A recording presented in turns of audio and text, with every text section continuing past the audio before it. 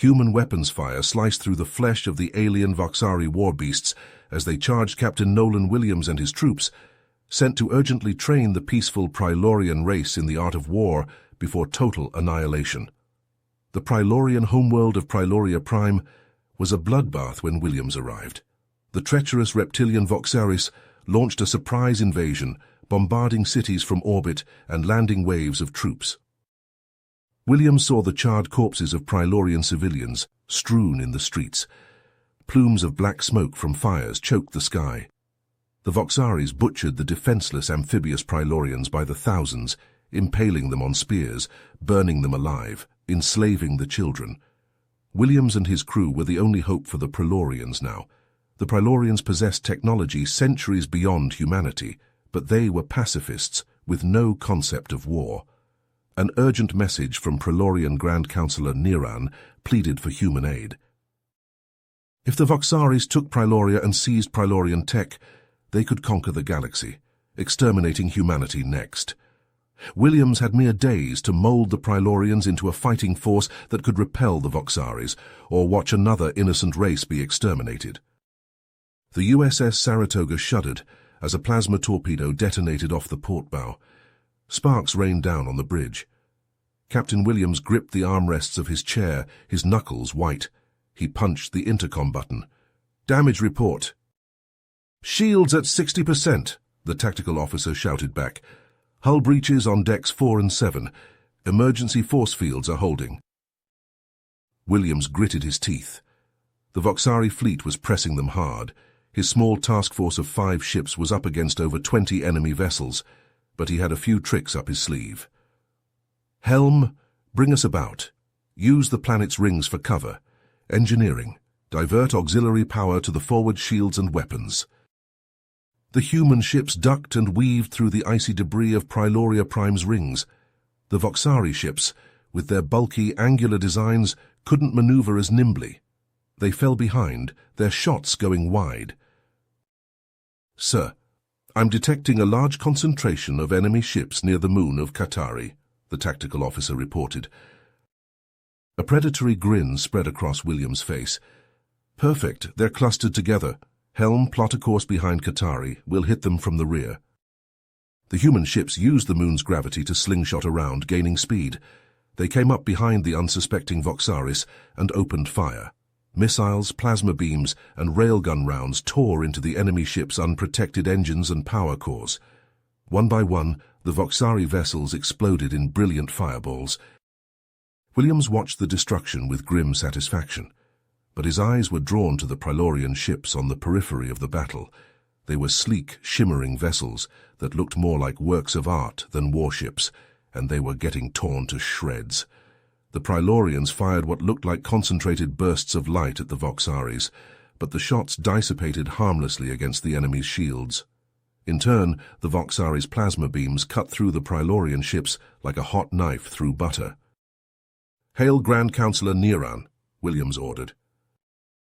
The amphibious alien's face appeared on the view screen, his bulbous eyes wide with fear.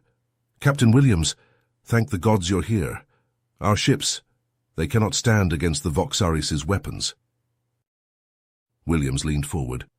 "Counselor, your ships have impressive technology, but they lack the firepower and defenses needed for a battle like this. My people have been waging war for centuries. Let us help you. We can share our knowledge, our weapons. Together, we can beat back the Voxaris." Niran blinked, his gills fluttering. "You would do this for us, after all the death you've seen on our planet?" "No one deserves to have their world invaded and their people slaughtered," Williams said firmly. "The Voxaris are a threat to everyone in the galaxy. It's in all our interest to stop them here and now. So what do you say? Allies?" He held out his hand to the screen. Niran placed his webbed hand against his side of the screen. "Allies," he agreed. Williams turned to his first officer. "Commander Reeves, take a team of engineers and head to the Prilorian capital. Work with their scientists to upgrade their ships with our weapons and shields, and train their crews on how to fight like us." Reeves saluted. "Aye, Captain." As Reeves headed to the shuttle bay, Williams hailed Niran again. "Counselor, My people will help upgrade your ships, but we need to start planning our counterattack now, before the Voxaris regroup. I'm sending you some tactical data. Let's go over it together and figure out how we're going to kick these scaly bastards off your planet once and for all. Captain Williams stood in the war room, poring over holographic maps of Priloria Prime with Grand Counselor Neron and his military advisors. The flickering blue light cast an eerie glow on their faces. If we position our ships here and here, Williams said, gesturing to two strategic points near the planet's moons, we can create a pincer movement and trap the Voxari fleet between our forces. Neron nodded, his bulbous eyes studying the map intently. Your tactics are impressive, Captain, I believe. Suddenly an explosion rocked the building, sending chunks of debris flying. Alarms blared as the room filled with smoke. We're under attack, one of the Prilorian guards shouted, his voice barely audible over the chaos. Williams drew his plasma pistol and activated his comlink. Reeves' status report. Sir, a Voxari infiltration team has breached the capital's defenses, Reeves replied, the sound of gunfire crackling in the background. They're heading straight for the war room.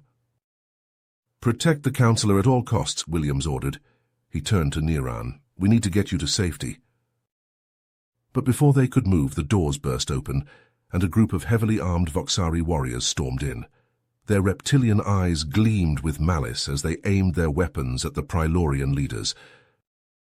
Williams reacted instantly, diving in front of Neron just as a Voxari fired an energy blast. The searing bolt struck Williams in the left arm, burning through his flesh. He cried out in pain, but managed to fire off a shot of his own, taking down the Voxari soldier. All hell broke loose as Williams' Marines and Neron's personal guard engaged the Voxari infiltrators in a brutal firefight. Plasma bolts and laser beams crisscrossed the room, scorching walls and shattering equipment. Williams gritted his teeth against the agony in his arm and kept firing, determined to protect Neron. The two leaders took cover behind an overturned table, watching as their forces battled the Voxaris hand to hand. We need to even the odds, Williams growled. He spotted a fallen Voxari's plasma grenade and snatched it up. With a roar, he lobbed the grenade into the midst of the enemy soldiers. The resulting explosion sent Voxari body parts flying and gave the human Prilorian forces a momentary advantage. After several intense minutes, the last Voxari infiltrator fell, riddled with plasma burns. Williams slumped against the wall, his injured arm hanging limply at his side. Neron rushed to him, his amphibious features etched with concern. "Captain, your arm!" "I'll be fine," Williams grunted, though his face was pale with pain. "We need to—" "Nonsense," Neron cut him off. He produced a small handheld device from his robes. "Hold still." The counselor ran the device over Williams's wound, and a soft golden light emanated from it. To Williams's amazement, he felt the pain receding as his flesh knitted back together, leaving only a faint scar. "Prilorian medical technology," Neron explained with a smile. "It's the least I can do after you saved my life." Williams flexed his healed arm, marveling at the Prilorian's advanced capabilities. "Thank you, Counselor. I guess we're even now." Neron clasped Williams' shoulder. "More than even, Captain. You've shown me the true meaning of courage and sacrifice. The Prilorians are honored to fight alongside humans." Just then, Reeves's voice crackled over the comlink. "Captain, we've made a breakthrough. The Prilorian scientists and I have discovered a weakness in the Voxari ship's defenses. We've developed a weapon that can exploit it." Williams shared a grin with Neron. "Excellent work, Reeves. Send the specs to the fleet. It's time we take the fight to the Voxaris." The two leaders huddled over the holomap once more, their bond of trust and respect stronger than ever. Together they crafted a daring plan to lure the Voxari fleet into a trap and unleash their new weapon. "We'll have the Prilorian ships feign a retreat," Williams explained, "drawing the Voxaris in close to the planet. Then our ships will flank them and hit them with the electromagnetic pulse." "And once their defenses are down," Neron added, "the Prilorian fleet will join the attack targeting their vulnerable systems." The stage was set for a decisive battle that would determine the fate of Priloria Prime and the galaxy at large. As the human and Prylorian ships took their positions, ready to spring the trap, Williams felt a sense of pride and determination filling his chest. They would win this fight, not just for humanity or the Prylorians, but for all the innocent lives the Voxaris threatened, and they would do it together, two races united against a common foe, forging an alliance that would shape the future of the cosmos. The Grand Hall was packed with Prylorians, their iridescent skin shimmering under the soft light. A sea of bulbous eyes and fluttering gills filled the room as they gathered to celebrate their hard-won victory against the Voxaris. At the front of the hall stood Captain Nolan Williams and his crew, their uniforms still bearing the scars of battle. Grand Counselor Niran, resplendent in his ceremonial robes, stepped forward to address the crowd. "My fellow Prylorians, we stand here today thanks to the bravery and sacrifice of our human allies. Without their aid, our world would have fallen to the Voxaris. Captain Williams and his crew are true heroes, and we owe them a debt that can never be repaid." The hall erupted in applause, the Prylorians' webbed hands creating a unique sound that echoed off the walls. Williams felt a lump form in his throat as he watched the outpouring of gratitude. He glanced at his crew, seeing the exhaustion on their faces, but also the pride in their eyes. Niran beckoned Williams to join him on the stage. As the captain stepped forward, the Prylorian leader placed a hand on his shoulder. "Captain, your actions have saved countless lives and ensured the survival of our race. As a token of our eternal gratitude, the Prylorian people wish to share our most advanced technologies with Earth." William's eyes widened as Niran gestured to a group of Prylorian scientists who brought forth a series of glowing, crystalline devices. "These energy cores can provide limitless, clean power to your cities and starships. And this," Niran held up a small silver orb, "is a medical device capable of healing even the most grievous wounds. We offer these gifts to you and your people as a symbol of our newfound friendship." As Williams accepted the technology, he felt a weight lift off his shoulders. With these advancements, Earth could finally put an end to energy shortages and cure countless diseases. He opened his mouth to express his gratitude, but was interrupted by a sudden commotion at the back of the hall.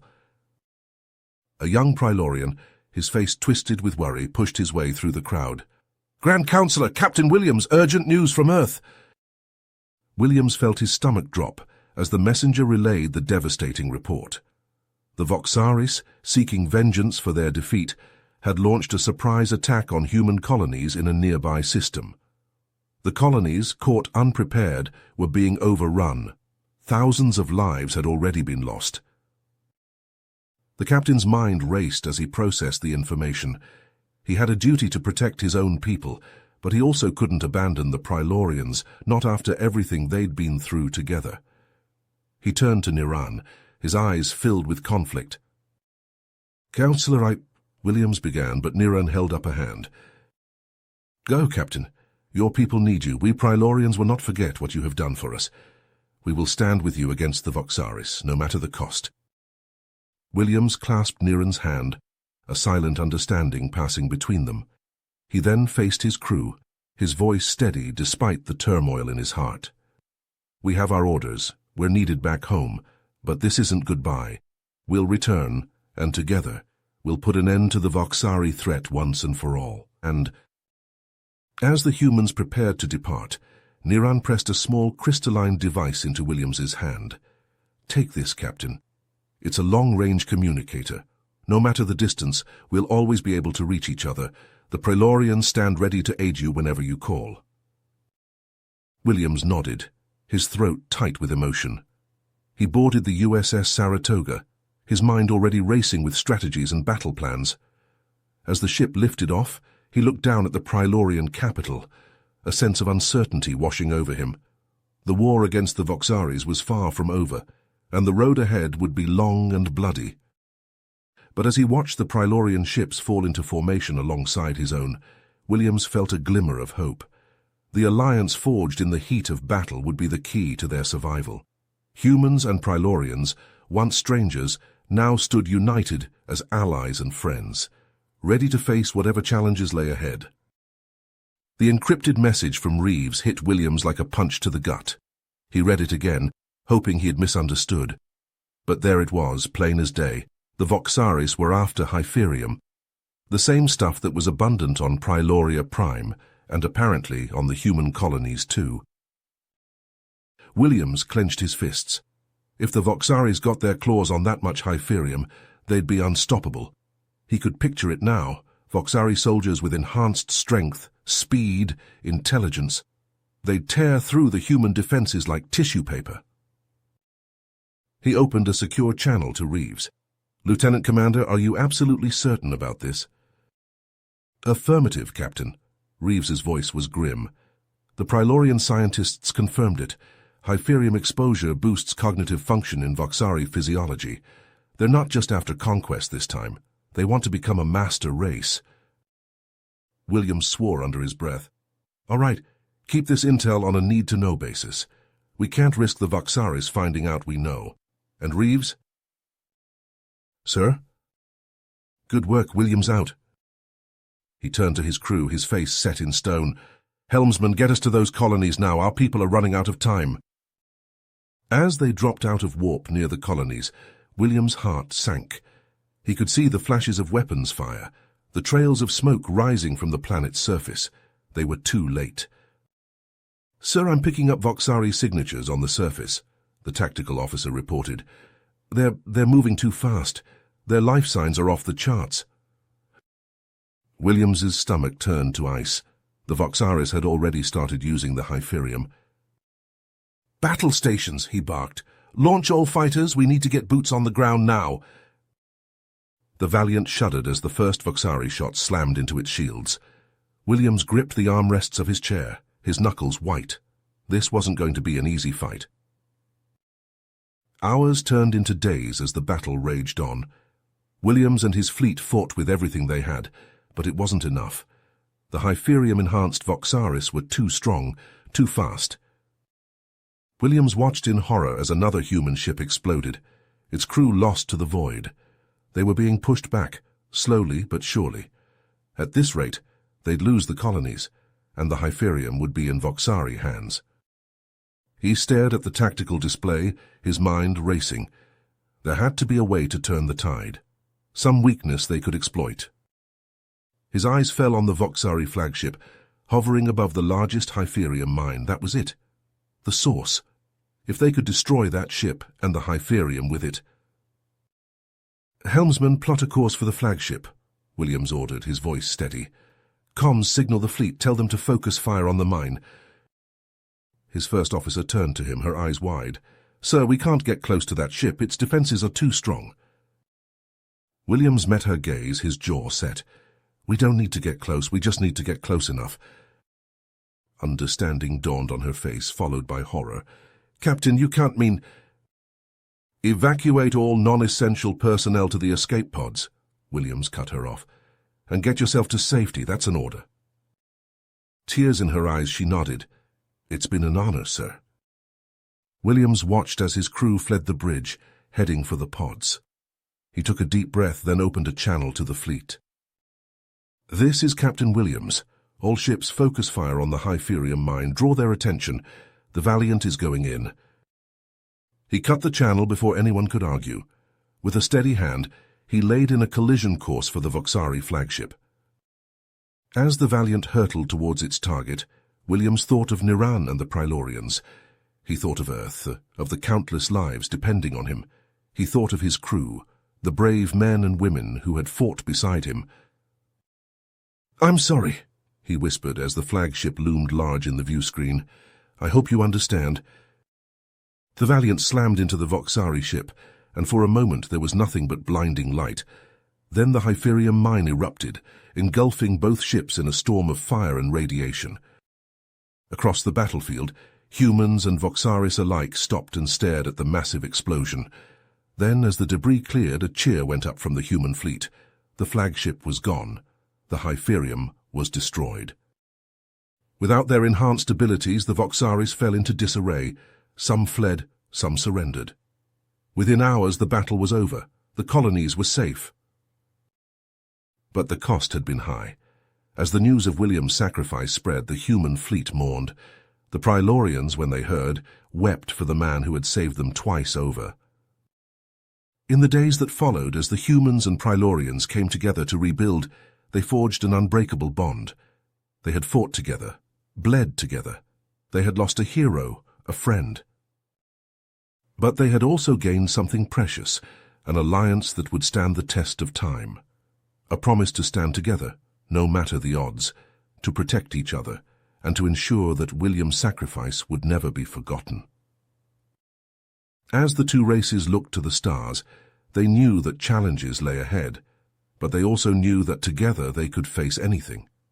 For in the memory of Captain Nolan Williams, they had found the strength to build a better future, one of cooperation, of mutual support. One where heroes like Williams would never be needed again. You have reached the end of the story. If you enjoyed this story and want to support us, please leave a like and subscribe to our channel, and for every comment that says 88, I will heart every single one of them. Thank you for your time.